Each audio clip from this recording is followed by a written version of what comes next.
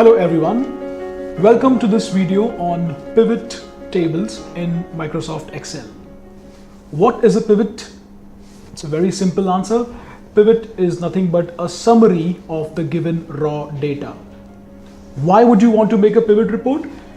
Well, you would always want to be able to summarize as per your requirement, as in you would sometimes like to do, you would sometimes prefer to do summation. On some other occasion, you would like to do a counting. Then you would want to figure out the average. So you don't wish to, you don't want to keep applying various functions to get the required output. Pivot lets you do sum when you require, lets you do count when you require, lets you find out the maximum within a given range, minimum, and a bunch of other features. So pivot is basically summarizing as per your convenience the given raw dump of data. It's a very important feature of Excel.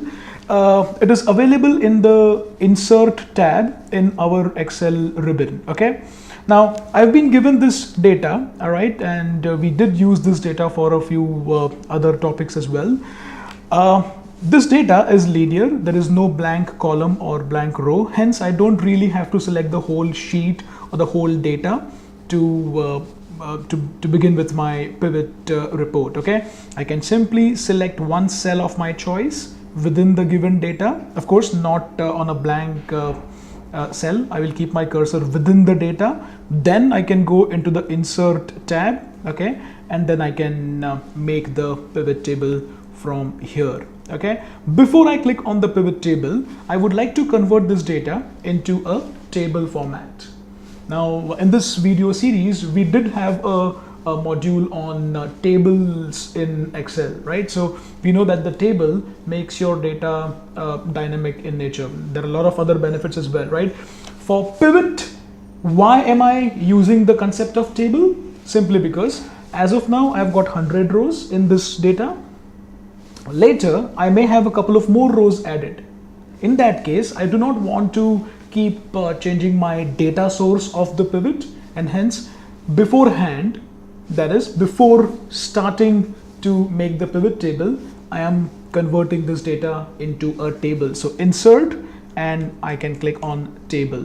Okay, I can also go to the home tab for this. I can also use a couple of shortcuts available, but right now I will go with insert, table, and I will simply hit OK from this small window. It automatically captures my whole data, including my headers. All right, the data now is converted into a table. I can choose a color from here.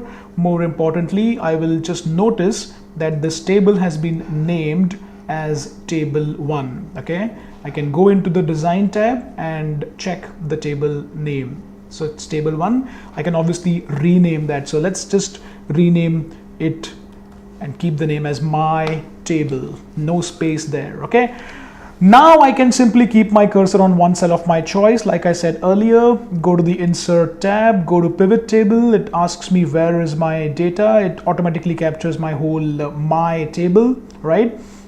If the data wouldn't have been converted into a table, it would have shown up as J7 to A7 to J107 here, right? It would have actually displayed the Excel actual range here, but it says my table. Now I would like to keep it to new worksheet. Okay, so I will simply say okay. So the new worksheet will have my pivot report, yeah, and the new worksheet will always be prepared on the left hand side. So do you see this raw data? Okay, is the given sheet, and we've just got this sheet number 2. Okay, so the sheet number 2 is where we will prepare our pivot report. So I'll just rename that. Okay, on the right hand side, I've got pivot table field lists. Okay, all the column headers of my data or my table, right, are appearing here, and I've got 4 windows also to work with. Yeah, on the left hand side, I have a rectangular layout. Let's make it a practice to keep our mouse within the rectangular layout. Okay, if we do not do that, then the pivot table field list, which is currently appearing on the right side, and these two contextual tabs, that is the analyze and the design tabs, will not appear. Let's just check that for a moment. So I keep my cursor outside, and there you go. The two contextual tabs and the pivot table field lists, they've all disappeared. All right, so let me keep my cursor inside the pivot table layout. It's important to know that the mouse cursor has to be always kept within the rectangular layout. Okay, if there is a pivot report already made, then it's always good to keep the mouse within the pivot report, any single cell. Okay, now I would like to find out how many males and how many females are there in this company. So I can simply put a tick mark on gender. Yep, so in the main report it says male and female. Yep, that's the only two things that we had in the gender column. If you look at this this section here in the 4 windows, the gender has gone down to the rows window. Yeah, in Excel 2007 you would have this as row labels. All right. Yep, so because the gender column contains text, it has gone down to the rows window. Okay, let's just also tick mark on salary. All right, so I mean, let's just tick mark on salary. All right, and it gives me the summation of salaries. So it tells me that we are spending a total of 26 lakhs 23,000 and some change. Yeah, on the females, and it's 28 lakhs and some change on the males. That's the summation of salary though. So because the salary column contains numbers, it has gone down to this values window, and here it has given us summation. Now if we do not want summation, like I said, I was more keen on the count, right? So I can simply come here on the header here, okay, the B3 cell, okay, which currently says sum of salary. I can simply double click on that, and within the value field settings window I can change it to count. All right, so that's it. It says 47 females and 53 males. That's the total count, 100. That makes up the 100. Okay, now if I wish to make another pivot report, I can simply go to this analyze tab. Now in the Excel 2007 version, you would have it as the options tab here. Yeah, but here it says analyze. So I can click on analyze, and I can say clear and clear all. Of course, I can come to the right hand side and keep removing these tick marks one by one. So far I only have applied a couple of tick marks, but if I have applied more than 2 tick marks, then coming here and removing these check marks one by one is a tedious is a task. Hence I would always prefer to come to the analyze or options, clear and clear all. All right, so that's one thing which your pivot does. It just gives you sum or count depending on your requirement. You can simply double click and change the function that you wish to use. Okay, let's also see the grouping feature available in pivot. Okay, so I tick mark on salary, and I tick mark on, let's say, gender again. All right, but this time I will just do a swap. Okay, so the gender has gone in the rows like we've seen last time, and salary has gone down to the values window. But let's just create a swap. So I drag and drop the gender into values and salary into rows. Now within the main pivot report here on the left hand side, okay, I will simply select any one cell of my choice, right click, and I will choose the option that says group. Within the grouping window, I can decide how I would like to make the groups. So let's just make, so it says 7,000 because the current lowest is 7,000 and the current highest is 95,000. All right, but I can make this 0, and I can make this 1 lakh or 100,000. And the buy of 10,000 means that the groups will be done in terms of 10,000 each. Of course, I can change this as well, but right now let's just say OK. All right. When I click OK, it automatically makes the groups, and it tells me that in the range of 0 to 9999, there are just 3 people in the company. Yeah, in the group of 10,000 to 19,999, there are just 8 people in the company. Now if I wish to see who those 8 people are, I can simply just come here with my mouse and simply just do a double click. Okay, when I do a double click, a new sheet is formed on the left hand side of my existing pivot sheet, and it gives me the data of all those 8 people. Please note that this data is also in the table format. You can choose the color of your choice from here, from within the ribbon under table styles, and also there is this name table 2 which is assigned to this. Okay, let's come back to our pivot. So this was a new sheet which was generated, so I can just do a control page down to come to the pivot sheet. All right, again, like I did last time, let's just go to the Analyze tab, Clear, and Clear all. All right, so back to square one, no tick marks applied. Right now, let's do a tick mark on, again, let's just go with, okay, I think we've used gender a couple of times already. Let's use department, all right, and let's use salary. All right, so because department contains text, it has gone down to the rows window. Salary is number, so it's gone to the values. Let's also put up a tick mark on designation, and you see the report quickly changes. It gives you the breakup of not just the departments, it gives you department wise and designation wise breakup of the salary figures. That's what you see in the main pivot report. Yeah, let's just scroll down to take a look at it. All right, okay, all right. Let's just move this designation to columns if that's what the user prefers. But before we do that, let's also understand that I don't have to necessarily live with the A column containing my departments as well as my designations. What I can do is I can simply select any one cell of my choice in the pivot report, could be any cell within the pivot report, analyze here, yeah, analyze. Sorry, I can go to the design tab now this time. Okay, I can go to the design tab, yeah, and within the design tab I have this option that says report layout at number 3 from the left side. Within the report layout, I can choose the option number 3, which is show in tabular form. I click on that and check this out.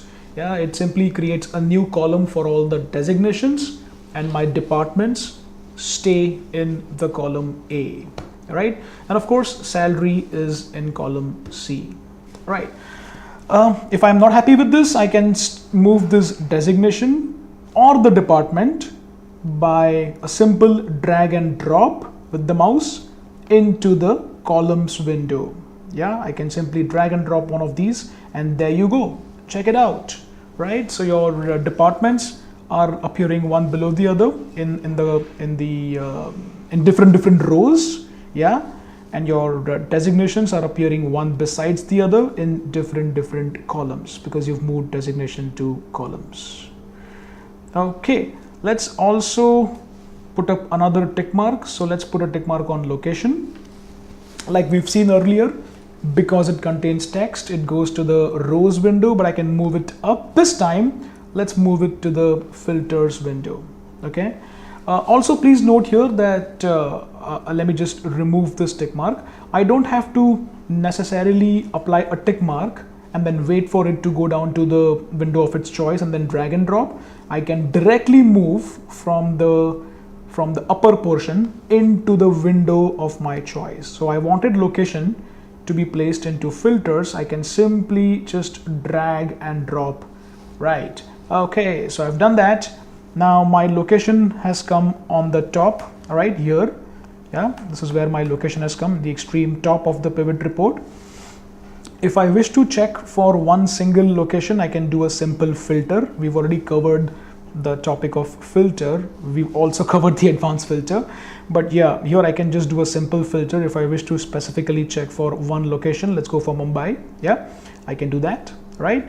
I can also choose multiple items from here. It says right here, I can do that, right? But right now, let's just keep it to all, okay? Let's just keep it to all, all right? I'll say all, I'll say okay, right? Now, let's do something interesting, right?